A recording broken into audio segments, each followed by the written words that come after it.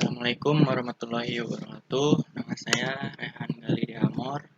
NIM saya 12184492 dari kelas 12 4D01. Di sini saya akan menjelaskan tentang dampak IT di bidang pemerintahan. Di sini saya bersama saya sendiri dan Dimas Anugrah Ramadan. Latar belakang. Hampir setiap perkantoran maupun instansi pemerintah telah menggunakan komputer. Penggunaannya mulai dari sekedar untuk mengolah data administrasi tata usaha, pelayanan masyarakat atau public service, pengolahan dan dokumentasi data penduduk, perencanaan, statistika, pengambilan keputusan, dan lain-lain. E-government adalah penggunaan teknologi informasi yang dapat meningkatkan hubungan antara pemerintah dan pihak-pihak lain. Penggunaan teknologi informasi ini kemudian menghasilkan hubungan bentuk baru seperti G2C atau Government to Citizen, G2B Government to Business, dan G2G Government to Government.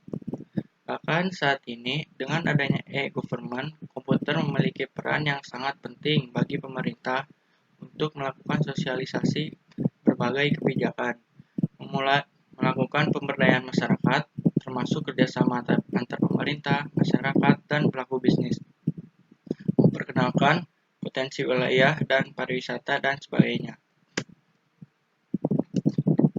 Pengertian.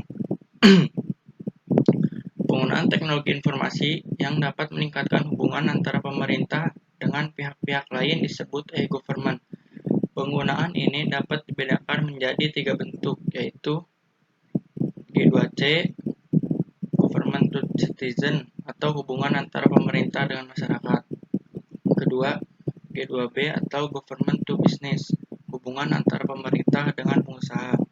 Yang ketiga yaitu Government to Government, hubungan antara pemerintah dengan pemerintah. Assalamualaikum warahmatullahi wabarakatuh. Nama saya Dimas Anugrah Ramadan dari kelas 12 4D01. Di sini saya akan menjelaskan dampak positif, dampak negatif, dan solusi penggunaan IT di bidang pemerintahan. Yang pertama akan saya jelaskan adalah dampak positif penggunaan IT di bidang pemerintahan. 1. Pemberdayaan masyarakat melalui informasi yang mudah diperoleh. Kedua, pelayanan yang lebih baik kepada masyarakat tanpa harus secara fisik datang ke kantor pemerintahan. Ketiga, peningkatan hubungan antara pemerintah, pelaku bisnis, dan masyarakat umum. Keempat, dengan adanya informasi yang mencukupi masyarakat akan belajar untuk dapat menentukan pilihannya. Berikutnya adalah dampak negatif penggunaan IT di bidang pemerintahan. Jangkauan akses. Yang pertama, harus diakui, tidak semua orang melek terhadap teknologi. 2. Terorisme yang semakin merajalela. 3. Kurangnya privasi suatu negara akibat kerahasiaan yang tidak terjamin dengan semakinnya canggih alat-alat pendeteksi. 4. Peluang terjadi cybercrime yang dapat merusak sistem TIK pada e-government. Solusi di sini lebih untuk pembaikan dan pemangkasan birokrasi. Pemerintah jadikan IT untuk memangkas birokrasi yang selama ini terlalu rumit dan berbelit-belit. Di era 4.0, pemerintah juga harus memikirkan edukasi yang baik untuk penggunaan layanan-layanan pemangkas birokrasi tersebut agar menimbulkan reaksi yang baik dan masyarakat melihat bahwa layanan tersebut lebih mudah dan tidak terlalu sulit jika memahaminya terlebih dahulu.